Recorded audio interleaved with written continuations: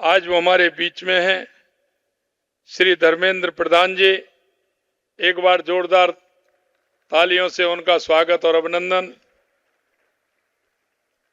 मेरे मंत्रिमंडल में मेरे सहयोगी उप मुख्यमंत्री दिया कुमारी जी, उप मुख्यमंत्री प्रेमचंद जी बैरवा साहब, उद्योग मंत्री राज्यवर्धन सिंह जी राठौड़ साहब, हमारे लघु उद्योग भारती के अखिल भारतीय अध्यक्ष घनश्याम ओझा जी, संगठन महामंत्री प्रकाश जी, माननीय निम्बाराम जी भाई साहब, और इस कार्यक्रम में आए सभी मेरे मंत्रिमंडल के साथी, सांसद, विधायक और इस सभी सम्मानित उद्यमी बंधुओं, एमएसएमई क्षेत्र से जुड़े सभी कार्यकर्ता बंधुओं, सम्मानित अतिथियों, देवियों, सज्जनों, सबसे पहले तो मैं इस कार्यक्रम में आप सभी का स्वागत करता हूं, आपका अभिनंदन करता हूं। क्योंकि मैं पहले भी कहता हूं, राजस्थान असीम संभावनाओं से भरपूर है। राजस्थान की राजधानी में जयपुर में आयोजित इस निवेश सम्मेलन में आप लंबी दूरी तय कर अपना कीमती समय निकाल करके आए हैं। इसके लिए भी मैं आप सभी का तहे दिल से आभार व्यक्त करता हूं। राजस्थान की वीरभूमि पर आप सब लोगों की मौजूदगी में हम सबके लिए एक त्योहार जैसा है। आपका ये उत्साह हमें हौसला देता है कि वह दिन दूर नहीं जब राजस्थान उद्यमिता एवं विकास के शिखर को छूने में कामयाब होगा। पिछले एक वर्ष में राजस्थान में नवाचार व निवेश आकर्षण के नए केंद्र उभरे हैं। मैं आपको बताना चाहता हूं, हमारी सरकार जैसे ही आई थी, हमने सोचा राजस्थान के विकास में क्या क्या आवश्यकता है। हमें लगा कि पानी के क्षेत्र में और बिजली के क्षेत्र में काम करना चाहिए। पहले दिन से ही हमारी सरकार बिजली और पानी को लेकर के काम कर रही है और आपने देखा है वो काफी हद तक उन समस्याओं के समाधान के लिए हमारी सरकार आगे बढ़ी है।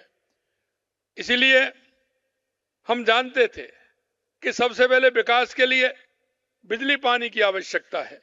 हम जानते हैं कि राज्य की अर्थव्यवस्था को बढ़ाने के आप उद्यमियों का एवं निवेशकों का अत्यंत महत्वपूर्ण योगदान है।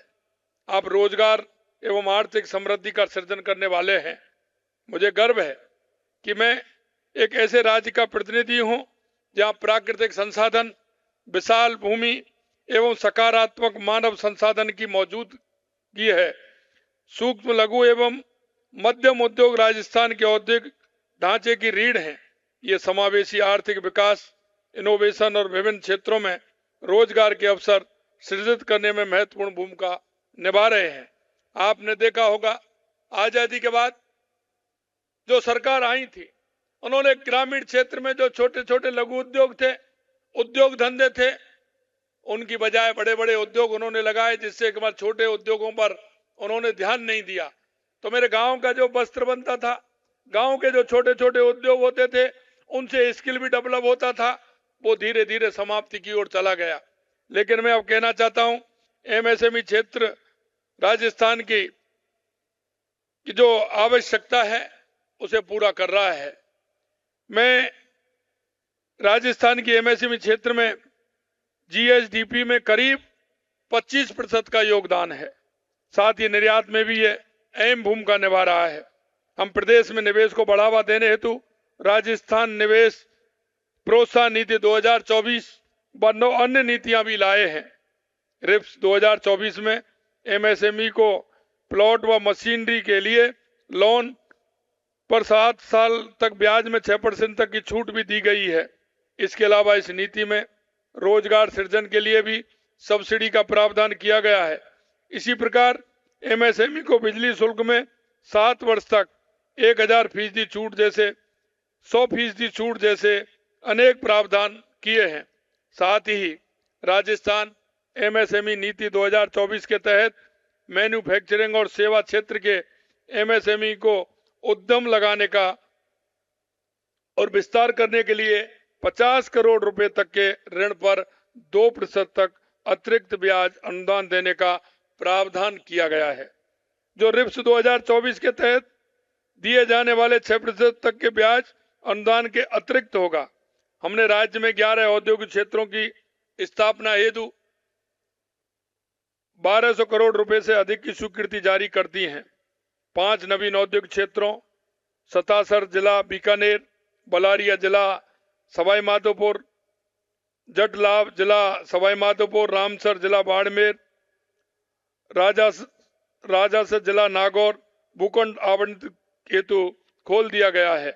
पिछले एक साल में रीको ने 8 औद्योगिक क्षेत्र बिचून जयपुर ग्रामीण, दुब्बी विदरका सवाई माधोपुर, चंडुवाल आबू रोड, झांग सेकंड जोधपुर, बबाई गणेश्वर नीमका थाना, पलारा विस्तार अजमेर एवं रामनगर थोप में बालोतरा में ये नियोजित किए गए हैं। राजस्थान की समृद्ध सांस्कृतिक विरासत को वैश्विक मंच पर लाने के लिए हम अगले 3 साल में जीआई टैग की संख्या को दोगुना करने के लिए प्रतिबद्ध हैं। जीआई टैग वाले उत्पादक गांव से ग्लोबल की तरफ बढ़ेंगे, जो हमारे प्रधानमंत्री जी के विकास भी और विरासत भी के विजन को साकार करेंगे। हमारी सरकार निर्यात वृद्धि सर्व समृद्धि में विश्वास करती है, जो निर्यातकों की समृद्धि और उनके सशक्तिकरण का केंद्रित है। हम राजस्थान को निर्यात संवर्धन नीति 2024 लेकर आए हैं।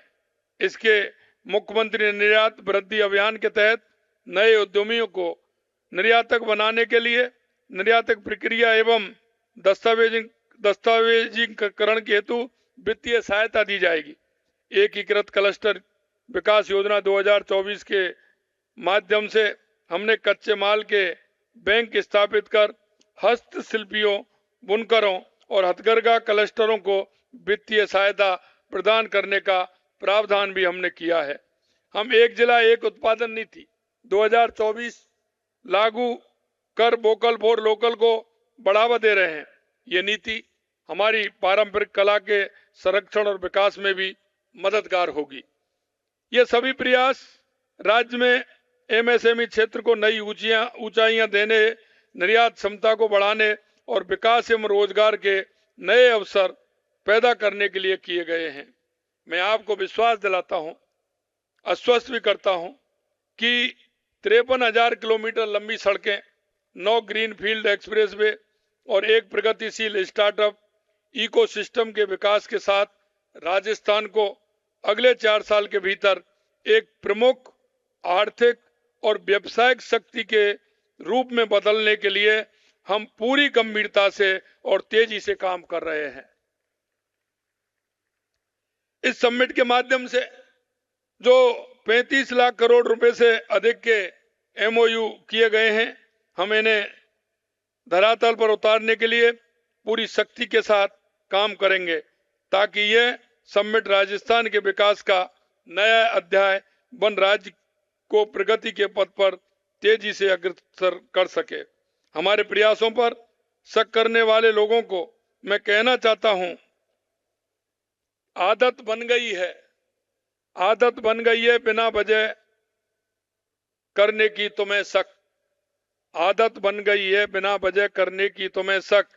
इस धरा पर जो उतरेगा उस पर होगा सबको एक दिन गर्व। मैं मंत्री परिषद के अपने साथियों, हमारे अधिकारियों एवं कर्मचारियों का आभार प्रकट करता हूं, जिन्होंने दिन रात एक कर कम समय में भी इस समिट के इस बृहद स्तर पर सफलतापूर्वक आयोजन में अहम भूमिका निभाई है।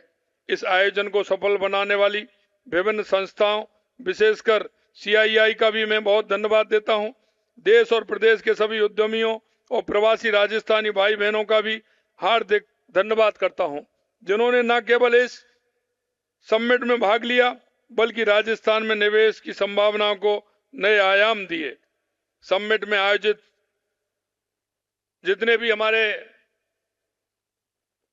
सेंसस हुए हैं, मैं अपने अनुभव और ज्ञान साझा करने वाले में अपने अनुभव और ज्ञान साझा करने वाले विशेषज्ञों ने इस समिट को अद्वितीय बनाया है। उनके विचार, नए आइडियाज हमें राजस्थान के भविष्य को मजबूत और उज्जवल बनाने के लिए प्रेरित करेंगे। मैं आज के अवसर पर उनका भी आभार व्यक्त करता हूं और जिन्होंने इन सेशन में भाग लिया है, जितने सेशंस में गए हैं, उनका भी आभार व्यक्त करता हूं। इस आयोजन में अपनी कड़ी मेहनत से सुंदरता और स्वच्छता बनाए रखने वाले स्वच्छता के सिपाहियों का भी मैं आभार प्रकट करता हूं। आज का शुभ दिन बहुत बड़ा आज का शुभ दिन है, क्योंकि आज गीता जयंती है और आज के दिन भगवान कृष्ण सुदर्शन चक्रधारी उस बंसी वाले ने गीता का ज्ञान, आज एकादशी भी है, बहुत बड़ा शुभ दिन है। आज गीता जयंती का भी दिन है। आज ही के दिन भगवान कृष्ण ने कुरुक्षेत्र में अर्जुन को उपदेश देकर कर्म की महत्ता को समझाया था। आप सभी को गीता जयंती के अवसर पर मेरी हार्दिक शुभकामनाएं। आइए हम सब मिलकर कर्म की ओर ध्यान देते हुए राजस्थान की नई ऊंचाइयों पर ले चलें। भगवान कृष्ण ने कहा है, कृष्ण वाणी यही ग्रंथ गीता बनी, कर्मा ज्ञान भक्ति त्रय सुपनीता बनी। कर्मा करना है बस में सभी के लिए, फल की चिंता नहीं यही सुदीक्षा बनी। इसलिए मैं कहना चाहता हूं कि आज का ये शुभ दिन है, शुभ अवसर है, और मैं ये भी कहना चाहता हूं कि ये 11 दिसंबर हमेशा जो हमारे MOU हुए हैं, अगली साल ही इनकी एग्जामिन करते हुए कितने हमारे धरा पर उतरे हैं, इसकी एग्जामिन भी और इसका हिसाब भी हम जनता को आने वाले 11 दिसंबर को देंगे। ये भी मैं आपको विश्वास दिलाता हूं। जिनके मन में किसी तरह की शक जो पैदा हो रहा है, मैं उनसे भी कहना चाहता हूं कि आने वाले 11 दिसंबर को हम हमारे जो जितने भी MOU हुए उसके बारे में भी बताएंगे, और अगले 2 साल बाद जो हमारा 9, 10, 11 दिसंबर आएगा उसमें राइजिंग राजस्थान फिर से होगा, और हमारे 2 साल में काम कितने हुए इनका हिसाब भी देंगे। ये भी मैं आपको बताना चाहता हूं। आइए हम सब मिलकर इस समिट का यह समापन आयोजन का अंत नहीं है, बल्कि एक बेहतर और मजबूत राजस्थान बनाने की शुरुआत है। यही हमारी क्षमताओं, संभावनाओं और आकांक्षाओं को एक नई दिशा देने का कदम भी है। आइए हम सब मिलकर इस ऊर्जा और जोश को बनाए रखें, ताकि राजस्थान केवल इतिहास की गाथाओं का नहीं बल्कि भविष्य की सफलताओं का प्रतीक भी बन सके। मैं अंत में एक बात और कहना चाहता हूं, ये परिंदे यूं जमीन पर बैठकर क्यों आसमान देखता है? ये परिंदे यूं जमीन पर बैठकर क्यों आसमान देखता है? पंखों को खोल, क्योंकि जमाना सिर्फ उड़ान देखता है। लहरों की तो फितरत ही है शोर मचाने की, लेकिन मंजिल उसी की होती है जो नजरों से तूफान देखता है। मैं आप सभी को पुनः एक बार बहुत बहुत धन्यवाद देता हूं, और सभी मेरे उद्यमी भाई, मेरे प्रवासी भाई और इस क्षेत्र से जुड़े सभी भाई और बहनों को, पुनः मंत्रिमंडल के साथियों को, मेरे सभी अधिकारियों को, सभी कर्मचारियों को, और इस समिट में जिन्होंने भाग लिया है और जिन्होंने उनका सहयोग रहा है, दिल की गहराइयों से राजस्थान की 8 करोड़ जनता की तरफ से मैं उन सभी का बहुत बहुत आभार प्रकट करता हूं। और मैं कहना चाहता हूं कि ये निश्चित रूप से जो हमने कहा है कि हम राजनीति व्यवस्था परिवर्तन के लिए काम करते हैं, हम उस क्षेत्र में आगे बढ़ेंगे और राजस्थान को ऊंचाइयों पर ले जाएंगे। इस आशा और विश्वास के साथ पुनः आप सभी को धन्यवाद। जय हिंद, जय भारत, जय राजस्थान।